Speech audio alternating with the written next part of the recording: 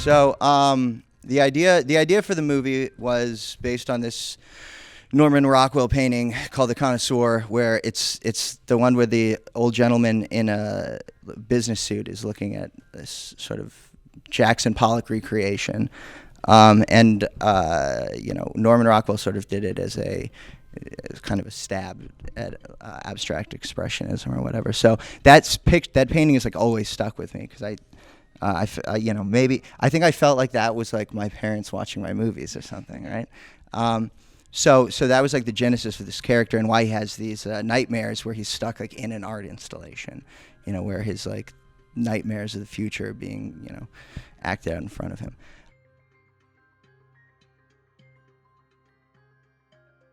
Well, I think it's a very current movie, and I think in our society, this obviously is a great divide in many different levels, and this is all about relationships and how people get along, and we as individuals, how we want to be identified, and what is our life about, and what is our legacy we're leaving, and how important that is to us. We don't like to be disrespected by somebody that doesn't appreciate the things that we hold dear to our heart, and all this stuff is in the movie, and it's fascinating to watch how people react. He slams everybody. And I think that's why this works. And we've had a lot of conversations about, life really is about relationships, and it's the hardest thing in the world is how we relate to different people, and it's the toughest thing to kind of, master that, and there's so many neat elements in this film. It's a wild ride. No, it is a wild. You think you're going in for one thing, and by the end of the movie, you're like, what the fuck just happened? In the best way possible, which I think is like impressive because I feel like it's harder to do that now, especially with like the world we're living in. Shock value is really hard to actually accomplish.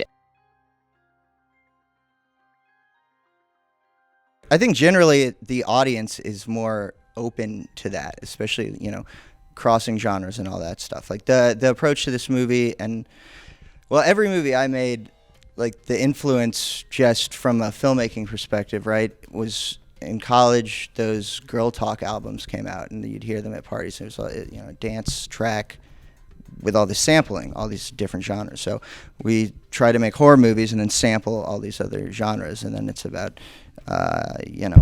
evening it out. So there's a semblance of balance, right? But like you can't do that with so many other kinds of films because the audience won't be receptive at all. This is an audience that wants to see something they haven't seen before. They're incredibly open. So it's the most exciting thing to make movies for the horror audience because they want something new. You know what I mean? They're not going to be like surprised by that. They're going to be mad if it's not. And that's so cool. I mean, it keeps me like challenging myself.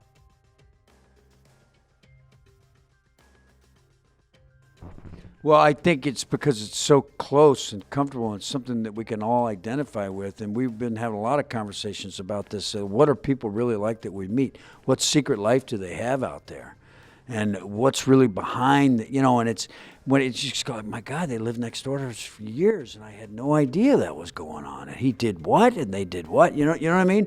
And that's because that's the inner fear and self-doubt and lack of confidence that we all have as human beings, and we have these private little lives and what we're willing to show to people. And I personally think that's what, it brings it home for everybody, right? For me as an audience member, I feel like when you have kind of like city life, rich privilege, that not as many people can relate to that, whereas suburban life, there's nothing aspirational about it. And I feel like most Americans can see themselves in and relate to the people that live in more suburban lives. Even if you live in the city, but like it's just like you have more kind of everyday people. Common ground. We've all probably experienced that. Yeah.